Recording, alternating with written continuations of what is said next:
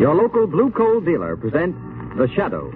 These half-hour dramatizations are designed to forcibly demonstrate to old and young alike that crime does not pay.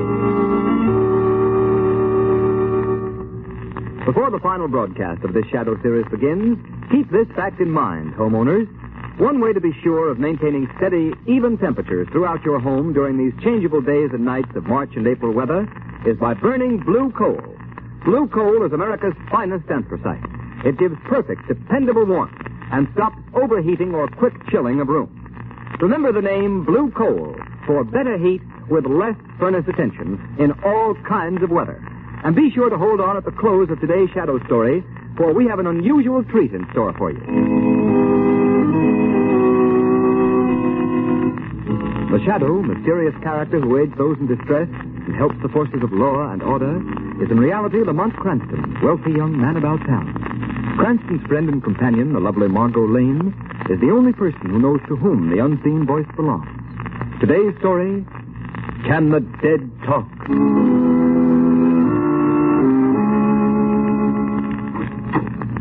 Oh, good afternoon, Miss Lane. Hello, Ames. Mr. Cranston in? Yes, Miss Lane. I want to... Hello, Margot. Hurry up, Lamont. We'll be late for Aunt Eliza's big charity benefit.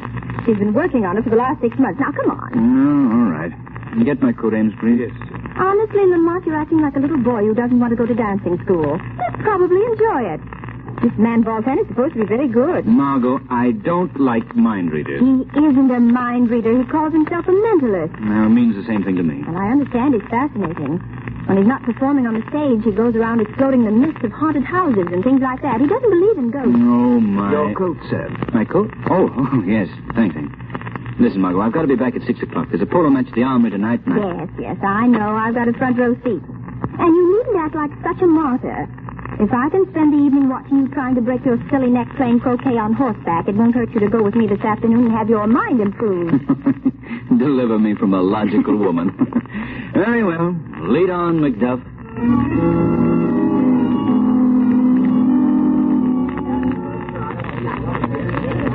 And now I will proceed with my next experiment. See, Lamont, I told you we'd be late. It started already. I'll sit back here and make this as painless as possible. Certain of you in the audience have written on the slips of paper that my assistant distributed questions you would like me to answer. Now, if you will concentrate on what you have written, I will try to get these questions by thought transference. But remember, you must concentrate. I must be in complete accord with your thoughts. I get the initials, E.K. Someone with the initials E.K. wants to know the date of her marriage.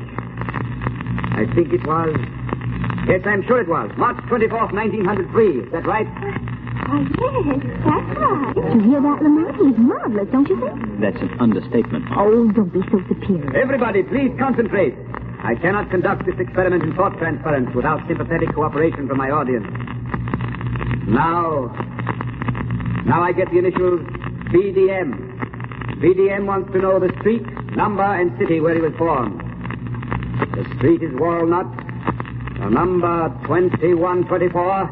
The city, Philadelphia. Am I right? Gee, he got it. I think he's marvelous. How do you suppose he does it? Elementary, my dear Watson. Wait, please. Before I proceed further, I feel that in this room there is someone who is not only an unbeliever, but one who is distinctly hostile to me and what I am trying to do. There, Lamont, he must mean you. Nonsense. Probably part of it. I would like that person to attempt a little experiment with me. If he or she will think of something, some question, the answer to which is known to no one else, I will attempt to answer it correctly without the person having written the question down at all. If I can answer it correctly, it should prove to the skeptic that the transference of thought from one mind to another is completely possible. Nice trick if he can do it. You don't think it's possible, Lamont, huh? I won't say it's impossible, but it's certainly highly unlikely. Well, think of something and concentrate on it and see if you can get it. I will not. In the first place, you don't know that I was the one he was referring to. Second place, even if I were, I wouldn't give him the satisfaction. You think of something that no one could possibly know but yourself. I'll bet you 100 to 1 he can't get it. Well, perhaps you're right. Quiet, please. Quiet. Someone in the audience is concentrating on the question, who is the shadow? Margot, did you think of that just then? Yes, but I don't know why. It just seemed to come into my head. I will answer that question. No, on second thought, I believe I will not give the answer after all. Unless I am very much mistaken, The shadow himself is present. And I don't believe this is just the time to remove his veil of secrecy.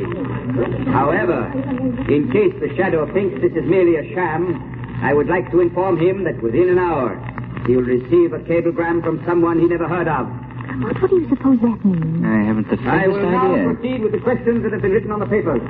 Someone whose initials are LTZ wants to know the number of a license plate on his car. Oh, Lamont, let's get out of here. You can go if you like, my dear Margot.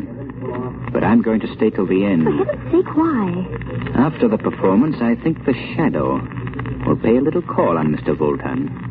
I'm consumed with a burning desire to find out just what he knows.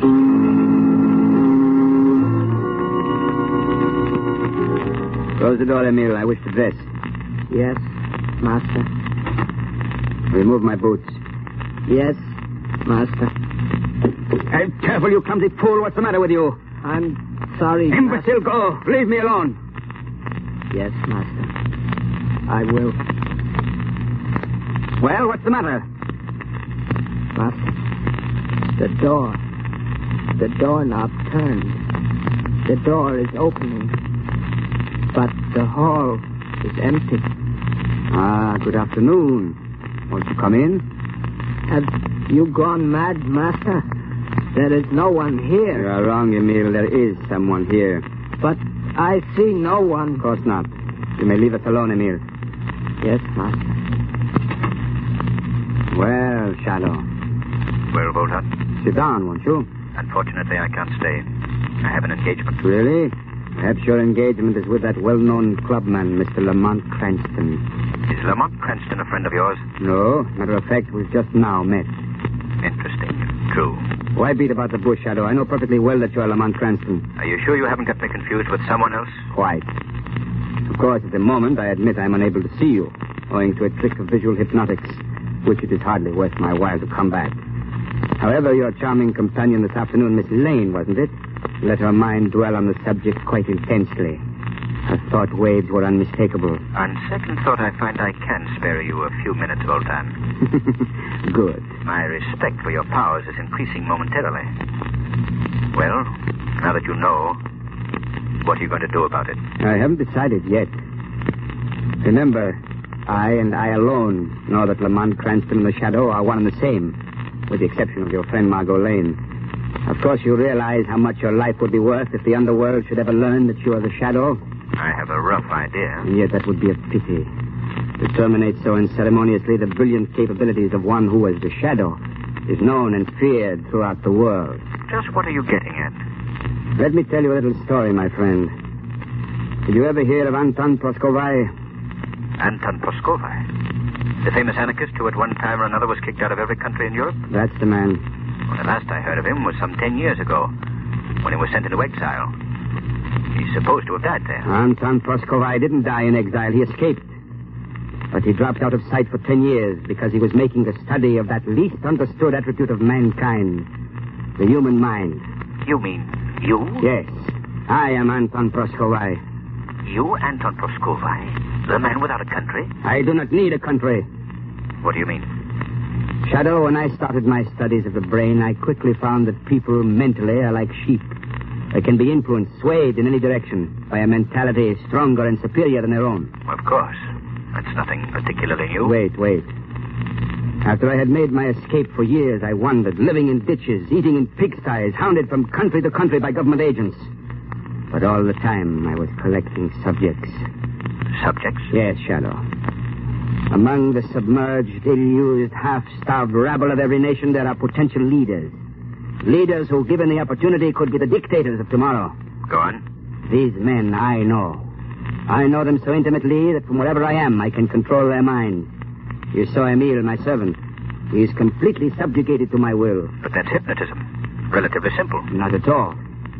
It is not hypnotism. Although I dominate Emile's mind whenever I wish, to all appearances, he is a normal human being. He can be released only if I feel fear. And I am never afraid.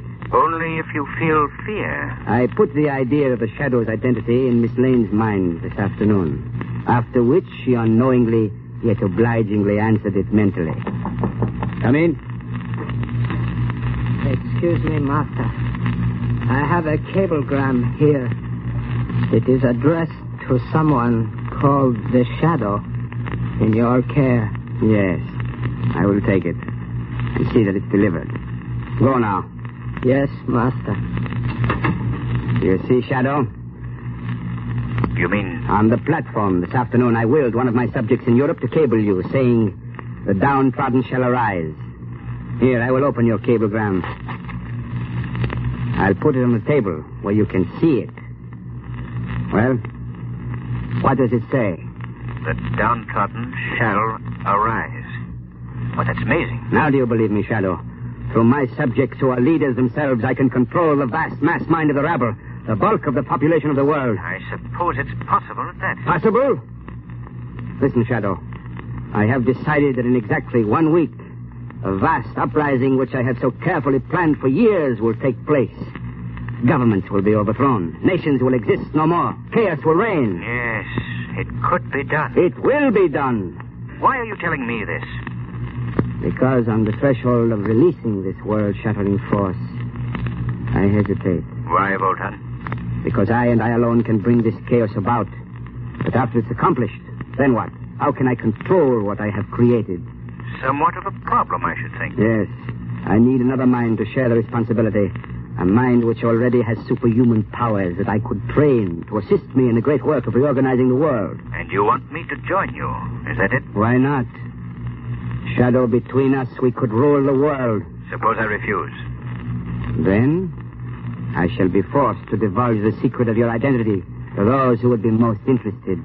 After which I shall proceed with my plans alone. I see. But you won't refuse. Join forces with me, Shadow. Next week we will plunge the world into chaos such as it has not known since the dawn of creation. A chaos over which you and I will reign supreme. Well, your answer? Give me 24 hours. Can you not answer me now? 24 hours. I will give you 7 hours. That is time enough. Come to me at midnight tonight. Where will I find you? You know the old Murray mansion in the slums over by the river? Of course. It's been boarded up for years. It's supposed to be haunted, I believe. Haunted? Yes. That's why I use it for my headquarters. A reputation for ghosts is very convenient for keeping away prying eyes. I will be waiting there for you tonight at midnight.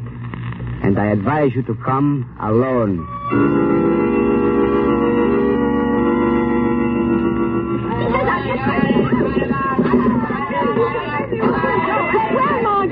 Lamont is really distinguishing himself tonight. I never thought that's right. I wish he wouldn't take such chances. Oh, he's not taking any more chances than we are, sitting down here in the front row. We put you pretty close at these indoor polo matches. Close? Honestly, Marlo, any minute I expect to look up and find a horse sitting in my lap. There goes Lamont again. He's got the ball. No, the batsman is riding him off. What happened? Oh, Evelyn, what happened? I don't know. I think Lamont's pony must have stumbled. Lamont's fallen off. The pony's running loose. Lamont's still on the ground. Here, help me over this barrier. I'm going to... Oh, my goodness, I hope that... Hey, stand back. Come there. Get a doctor. He may be badly injured. Here, you don't... Oh, Evelyn, he's hurt. He's lying there so still and white. Lamont, speak to me. Martha, now take it easy. Here comes Dr. Carlson. Oh, thank goodness. He's Lamont's doctor. All right, stand aside, please. I'm a doctor. Oh, Dr. Carlson, thank God you've come. Do you think Lamont's hurt badly? And I can't tell yet. I'll have to examine him. Well, what is it? Tell me, can't you? Miss Lane, I'd rather do anything in the world than tell you this. Oh. Lamont Cranston is dead. Oh.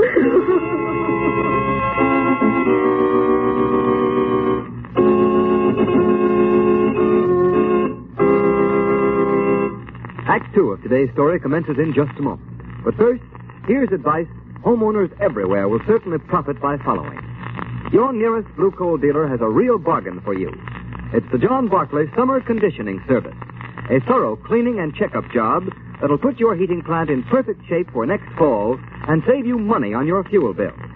This summer conditioning service includes cleaning all inside and outside surfaces, cleaning and reassembling the smoke pipe, and sealing all openings at joints where the pipe joins the chimney. This service also includes a thorough check of all dampers, valves, pipes, and grates, plus the painting of all doors and surfaces. In fact, it gives you over 10 vital money-saving jobs that will improve the efficiency of your furnace, all for the price of one. It's worth $12.50, yet it only costs approximately $5. for the average-sized home. So next month, or whenever you decide to let your furnace fire go out, get in touch with your nearest Blue Coal dealer. Let him give your home heating plant, whether it's steam, warm air, or hot water, a thorough summer conditioning. You'll save time, trouble, and money in the long run. And remember, too, if you want steady, more dependable heat in your home throughout the changeable weather of early spring, order Blue Coal. You'll get better heat with less furnace attention.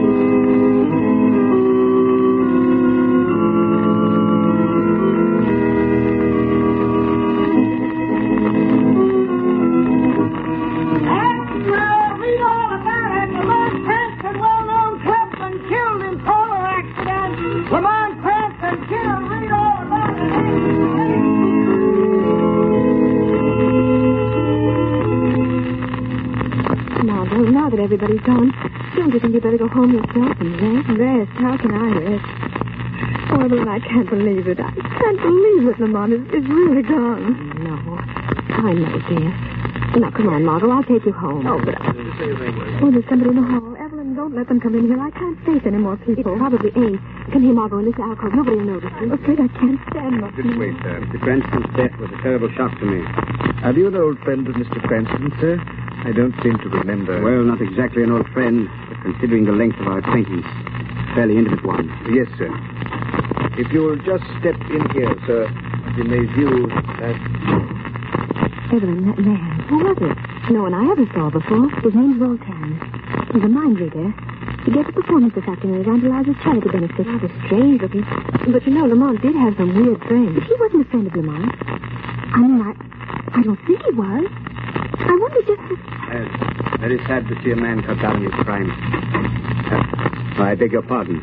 Miss Lane, isn't it? Why, yes. I thought so. May I tender my sympathy, Miss Lane? Thank you. I know how you must feel. Great pity. Cranston had a future. Possibly a greater future than even you suspect. Well, what's done is done. I must be going now. I beg pardon, sir. I can find my way out. Oh, now, Margot, darling. Won't you please let me take you home? Ames will take care of everything here, won't you, Ames? Yes, miss. I'll get your things. All right, Evelyn. I suppose there's nothing more I can do tonight. I'll go. Good. And I'm going with you, just to be sure you get there.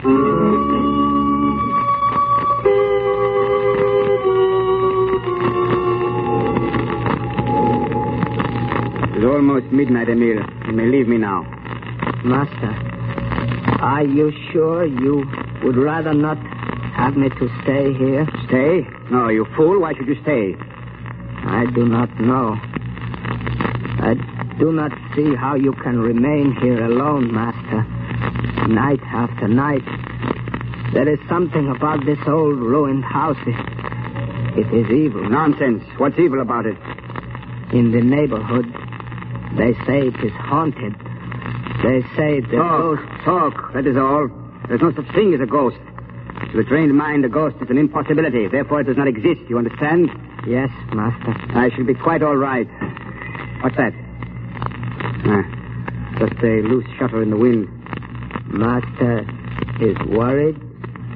I have never seen you so before. I've had rather an upsetting occurrence tonight. I must think things out. Go, Emile. Yes, Master. The usual time in the morning? Of course. Now go. Yes, Master. Yes, I go. Fool. Emile is an idiot, trying to frighten me with this old woman's tale about ghosts.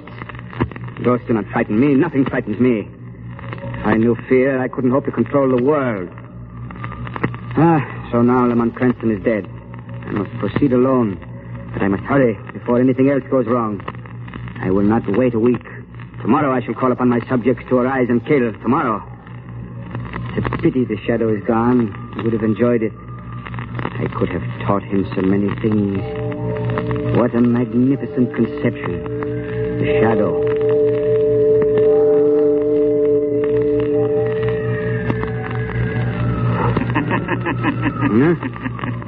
What was that? I could have sworn I heard someone laugh. No. No one is here. No one could be here. Must have been in my mind. That's right, Voltan. In your mind. Who's that? Who speaks? Is it possible you don't know me, Voltan? When just this evening you claimed to be one of my most intimate friends? Shadow. Or his ghost? No. No, it's not possible. Really? With my own eyes, I saw you lying dead. I know. So thoughtful of you to call. Stop. It can't be you. It can't. You hear me, don't you? I'm imagining things. My mind is overstrained, that's all. The shadow is dead. You see, it's midnight, Voltan. I have returned from the spirit world to keep our appointment. Spirit world. There is no such thing. There can't be. I won't allow myself to believe it. You're afraid, Voltan? No. I'm not afraid. You are afraid for the first time in your life. You're afraid. At last, the thousands of subjects you've held under your spell are liberated, are free. Who's there? It is Emil. You must remember me, Master. Your loyal servant, Emil. The one whom you've subjected to your indignities for so long. You've gone mad. Now, Voltan, it is you who have gone mad. And there is but one way to deal with a mad dog. Keep away from me, Emil. Don't come any closer. This gun. I will shoot! Drop that gun. Emil. I didn't mean it. Stop, Emil. Stop following me! You wounded me, Voltan. But before I die, I am going to kill you. I am not afraid of you anymore. You are afraid of me. No, don't touch me. Don't you... There. He's dead. I am free. At last. Oh.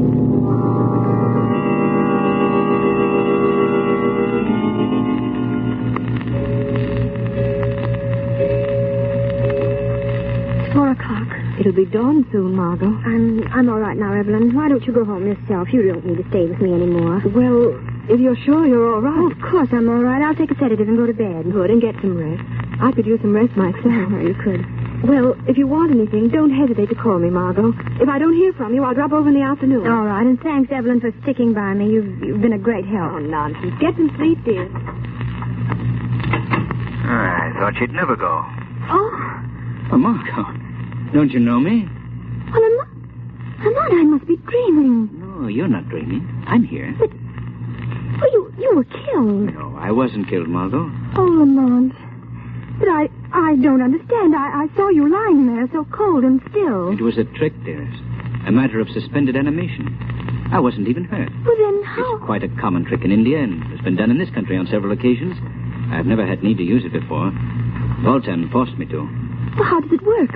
Well, I can best explain it by saying I threw myself into a cataleptic trance. My heart stopped. Everything stopped for a short time. I had even fooled Dr. Carlson. It'll be an awful shock to him when he sees me alive and well. You mean you did it on purpose? Of course, I had to. And you didn't tell me? I could tell no one, Margot. Oh, Lamont, how could you? I know what a shock it must have been for you, darling, but believe me, there was no other way. It was vitally necessary that Lamont Cranston should be thought dead, so that Voltan would keep his knowledge of the Shadow's identity to himself until I had time to figure a way out. But, Lamont, why didn't you tell me and spare me the suffering? I wouldn't have given you away. I didn't take the chance. Voltan might have read your thoughts. A sinister man, Margot, with some rather extraordinary mental capabilities. Would it surprise you to know that he had perfected plans for a world revolt? He had? You mean he... Yes. Voltan is dead. As the ghost of the Shadow, I faced him tonight in a haunted house. When he thought his mental powers were going back on him, he shot his servant, who very conveniently strangled Voltan before he died, too. Oh, terrible. Oh, I don't think so, Margot. There's quite enough unrest among nations today without the machinations of an insane mental genius. Yes, I think the world will be a great deal better off without Mr. Voltan. It's a pity that others with a like capacity for stirring up trouble can't meet the same fate.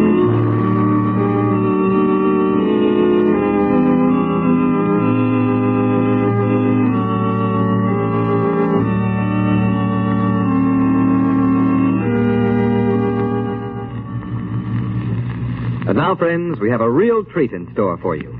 I want you to meet two grand actors. Our stars, Margot Lane, who in reality is the charming Agnes Moorehead, and Lamont Cranston, who is known in real life as Bill Johnstone. Thanks, Ken. Well, Margot, I should say Agnes, I know you'll agree with me that it's been a great privilege for you and me to have played the roles of Margot Lane and the Shadow for the past 6 months. Yes, it has, Bill, and it's been a lot of fun besides. I can't begin to tell you how much I've appreciated being with the Shadow during his exciting adventures. And I know that we appreciate the generous cooperation we've received from our sponsors, the Blue Coal Dealers, in teaching young and old alike that crime doesn't pay. If we succeeded in driving home that moral, then we'll have accomplished our purpose. As Ken Roberts has told you, ladies and gentlemen, this is our final broadcast of the winter season. But we sincerely hope to be back with another series in the fall. Whether or not the Shadow program returns is up to you, our listeners. In the theater, you know, we actors can tell by the applause if the audience enjoys our efforts to entertain them. But in radio, the only way to know whether or not the audience enjoys the entertainment is by their purchases of the product that makes the program possible, or by their personal approval to the sponsors. So, friends, if you've liked this Shadow series and want to hear the show again next fall, won't you phone or write your nearest Blue Coal dealer and let him know?